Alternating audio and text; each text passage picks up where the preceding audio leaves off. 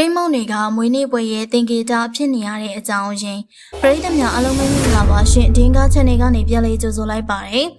မွေးနေ့ပွဲကိုပါတီကြီးတွေပဲပေးအိမ်မှာပဲအချင်းယုံလို့ဖျောင်းနိုင်ထွန်းထားတဲ့ဂိတ်တစ်လုံးကိုအထိမ်းအမှတ်နေနဲ့ပြင်ဆင်ကြပါတယ်ဒီနေရာမှာဘာလို့ခောက်ဆွဲမဖြစ်ရတာလဲရေခဲမုံရောဖြစ်လို့မရဘူးလားဒါမှမဟုတ်ဘာကာကိုဆိုရင်ရောဘယ်လိုနေမလဲအများစုကတော့မွေးနေ့နဲ့ကိတ်မုံကိုတွဲမြင်ထားကြပါတယ်အဲ့ခံတဲ့နေရာမှာကြွေးကျင်တာကြွေးကြပေမဲ့ဖျောင်းတိုင်မုံမွေးနေ့ဂိတ်ခွဲတဲ့ကိစ္စကတော့မွေးနေ့ပွဲရဲ့အဓိကအကြဆုံးအချိန်ကြီးပါပဲဘယ်ကနေဘလို့ကိတ်မုံတွေကမွေးနေ့ပွဲတွေမှာနေရာယူလာတာလဲအဲ့ဒီအကြောင်းကိုပြန်ကောက်ရရင်တော့အတိတ်ကိုပြန်သွားရမှာပါရှေးခေတ်ကလူတွေဟာအခမ်းအနားတွေရဲ့အထိမ်းအမှတ်အဖြစ်လုံးဝိုင်းနဲ့ပေါင်မုံတွေနဲ့မုံအချိုတွေကိုသုံးခဲ့ကြပါတယ်ဂရိနဲ့ယောမခေရောက်တော့အတမစ်နဖျားမကိုမုံပေါ်မှာဖျောင်းနိုင်ထွန်းပြီးတော့ပူဇော်တဲ့ဒလိတွေရှိလာခဲ့ရပါအဲဒီနောက်ပိုင်းဂျာမန်တွေကကလေးတွေရဲ့အထိမ်းအမှတ်ပွဲတွေအတွက်ကိတ်မုံပေါ်မှာဖျောင်းနိုင်ထွန်းပြီးတော့ဆူတောင်းလာခဲ့ကြပါတယ်အဲဒီကနေမှမွေးနေ့တိုင်းမှာကိတ်မုံပေါ်မှာဖျောင်းနိုင်ထွန်းပြီးဆူတောင်းတဲ့ဒလိကထွန်းကားလာခဲ့တာပါ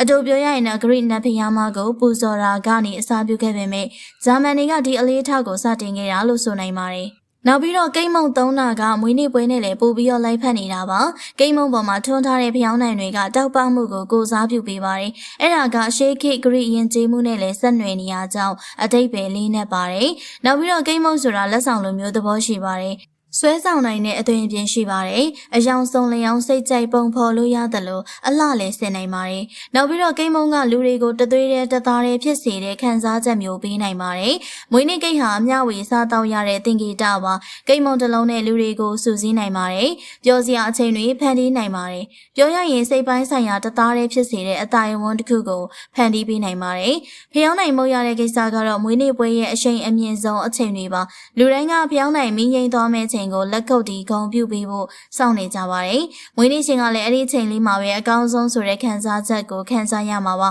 ။အဲ့ဒီခိုက်တန်လေးကမွေးနေ့ရှင်အတွက်ရောပါဝင်တဲ့သူတွေကိုပါအမှတ်ရစရာတွေဖန်တီးပေးနိုင်ပါတယ်။ဒီတလေးကပြောစရာကောင်းနေလို့ပဲနှစ်တွေအကြာကြီးတည်မြဲနေတာပါကိတ်မုံတစ်လုံးကမွေးနေ့ပွဲအတွင်းအနေရခက်တာတွေကိုချိုးဖျက်ပေးနိုင်ပါတယ်ကိတ်မုံတည်လာတဲ့အချိန်ဖျောင်းနိုင်မိမှုတ်တဲ့အချိန်ကိတ်မုံခွဲပြီးတော့ခွန်ကျွေးနေတဲ့အချိန်တွေကလူတိုင်းကိုပေါ်ပါပျော်ရွှင်စေတဲ့အခိုက်အတန့်တွေဖန်တီးပေးနိုင်ပါတယ်နောက်ပြီးတော့ကိတ်မုံတွေကမွေးနေ့ရှင်တွေအကောင်းဆုံးဖြစ်အောင်စိတ်ကြိုက်ပုံဖော်နိုင်ပါသေးတယ်ကလေးတွေအတွက်ဆိုရင်လည်းသူတို့အနှစ်သက်ဆုံးအယုတ်လေးတွေပါတဲ့ကိတ်မုံလုံးလို့ရတယ်လို့လူငယ်တွေအတွက်ဆိုရင်လည်းသူတို့ရဲ့အိမ်မက်တွေကိုထည့်သွင်းပုံဖော်လို့ရနေသေးရပါဓမ္မမဟုတ်သမီးကြီးစားဇုံတွေအိမ်တောင်ရှင်ဇုံတွေဆိုရင်သူတို့အတွက်လေးနက်တဲ့အတိတ်ပဲဟာသားမြောက်တဲ့အတိတ်ပဲတွေကိုကြိုက်တယ်လို့ထည့်သွင်းလို့ရနေပါသေးတယ်နောက်ပြီးတော့ပုံမှန်ဆိုရင်မွေးနေ့ကိတ်ကိုမွေးနေ့ရှင်ကအစီအစဉ်တာမဟုတ်ပါဘူးချစ်ရခင်ရတဲ့သူတွေကမွေးနေ့ရှင်အတွက်ဝိုင်းပြီးတော့အစီအစဉ်ပေးကြတာပါအဲ့ဒီခါမှလည်းမွေးနေ့ရှင်ကိုအန်အောသွားအောင်ရေမိုးသွားအောင် surprise တိုက်နိုင်ပါသေးတယ်ပြောရရင်တော့မွေးနေ့ကိတ်ဆိုတာကဂယုစိုက်ခြင်းရဲ့သင်္ကေတလေးဖြစ်နေတာပါအဲ့ဒါကြောင့်ပြောင်းလဲမှုတွေကိုအမြဲတမ်းလိုလားတဲ့ကဘာမှာတောင်ကိတ်မုံတွေကမွေးနေ့ပွဲရဲ့သင်္ကေတအဆက်ဖြစ်နေပါတယ်အဲ့ဒီမွေးနေ့ကိတ်ကအချိုပွဲသက်မဟုတ်ပါဘူးရှေးဟောင်းယဉ်ကျေးမှုတွေလေးနက်တဲ့အတိတ်ပဲတွေစိတ်ခံစားမှုတွေပေါင်းဆက်ထည့်သွင်းထားတဲ့လက်ဆောင်တစ်ခုပဲဖြစ်ပါတယ်ပရိသတ်တို့ရဲ့မွေးနေ့ပွဲတွေမှာရောမွေးနေ့ကိတ်ကိုခွဲလေးရှိလားဆိုတာအမှတ်ချက်ပေးခဲ့ပါဦးနော်အားလုံးကိုကျေးဇူးတင်ပါတယ်ရှင်